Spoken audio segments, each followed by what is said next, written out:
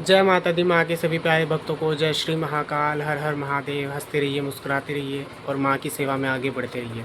तो चलिए वीडियो को शुरू करने से पहले मैं आपको लोगों को एक रिक्वेस्ट करूँगा कि जो चैनल पर बच्चे नए हैं, वीडियो को देख रहे हैं, तो चैनल को सब्सक्राइब करें, लाइक करें और कमेंट करें और अपना प्यार दें, जिससे कि मुझे भी प्रोत्साहन मिले और मैं आप लोगों के लिए अच्छी अच्छी जानकारियाँ मार्गदर्शन के लिए लेकर आता रहूँ।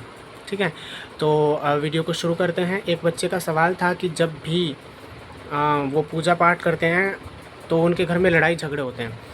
अब उस बच्चे का कहना ये है कि उनके घर में माँ दुर्गा की पूजा हो रही थी और चल रही है, उनकी मम्मी माँ दुर्गा की पूजा करती हैं, आराधना करती हैं, लेकिन फिर उसके बावजूद उस बच्चे का मन हुआ माँ काली की पूजा करने के लिए, माँ की प्रतिमा को, माँ के रूप को घर में लाने के लिए।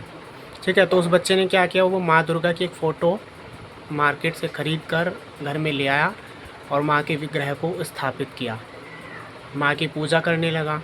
तो बच्चे ने बताया कि जैसे ही जिस दिन उसने माँ की पूजा करनी शुरू की, पहले दिन तो उसने पूजा कर ली, सब ठीक रहा, लेकिन जैसे पूजा करते हुए 2-3 दिन हो गए, माँ की जोत बत्ती करते हुए, माँ को सेवा करते हुए, तो बोला कि घर में इतनी भयंकर लड़ाई हुई कि जो पहले कभी नहीं हुई।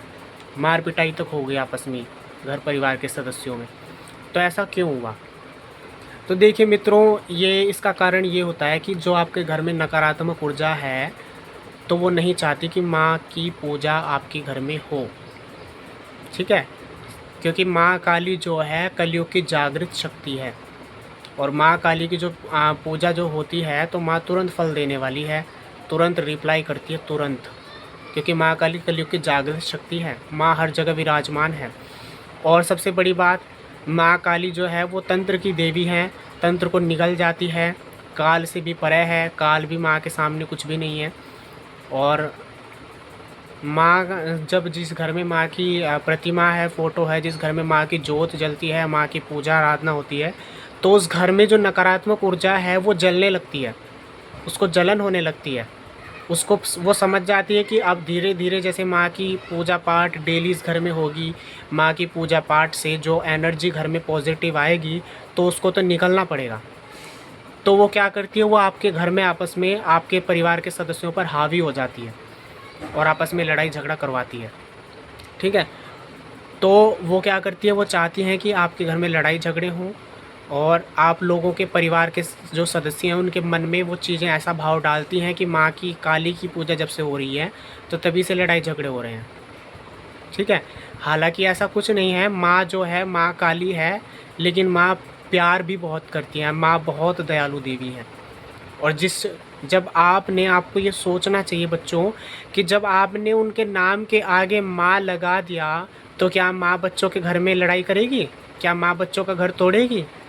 क्या माँ बच्चों को कष्ट दे सकती है? कभी नहीं। पूत कपूत सुने हैं पर ना माता सुनी को माता। ठीक है, आपने सुना भी होगा, माँ की आरती में भी ये लाइन है। तो माँ जो है वो जगत जननी है, वो सबकी माँ है, वो बच्चों का भला करने के लिए है, बुरा करने के लिए कभी नहीं है। बच्चों के मन में ऐसे विचार आते हैं, परिवार वालों के मन में ऐसे विचार आते हैं कि जब से काली की माँ की फ़ोटो घर में लाए हैं, मूर्ति लाए हैं, तब से लड़ाई झगड़ा हो रहा है।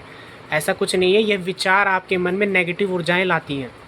तो आपको करना क्या है बच्चों, आप माँ की पूजा आराधना को और अच्छे से बढ़ा दीजिए और एक समय के बाद जब माँ की पॉजिटिव एनर्जी आपके घर में आ जाएंगी, तो माँ उनको खुद ही घर से बाहर निकाल देंगी, वो माँ के डर से खुद ही दफ़ा हो जाएंगे आपके घर से।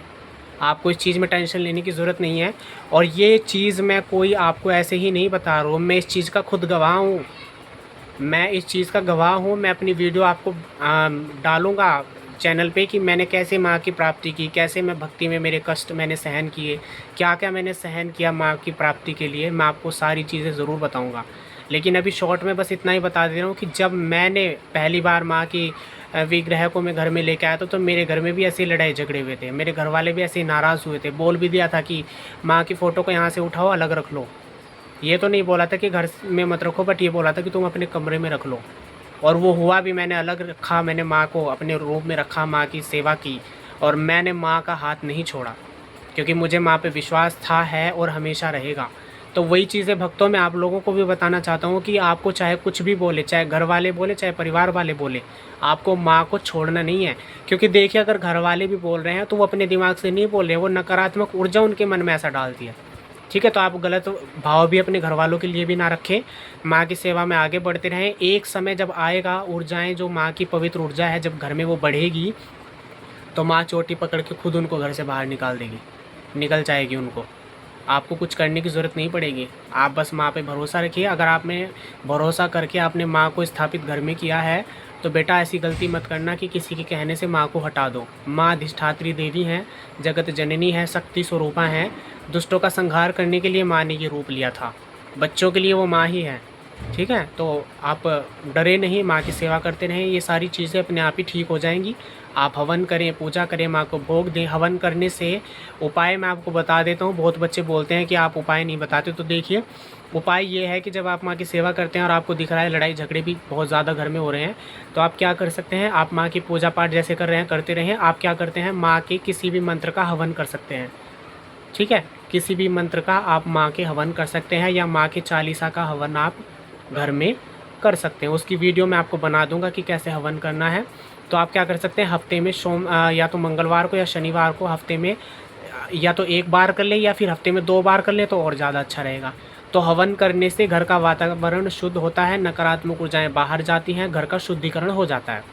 ठीक है, सुबह शाम गंगा जल का छींटा घर में लगाएं और चालीसा का हवन करें, या माँ के किसी भी मंत्र का आप हवन कर सकते हैं।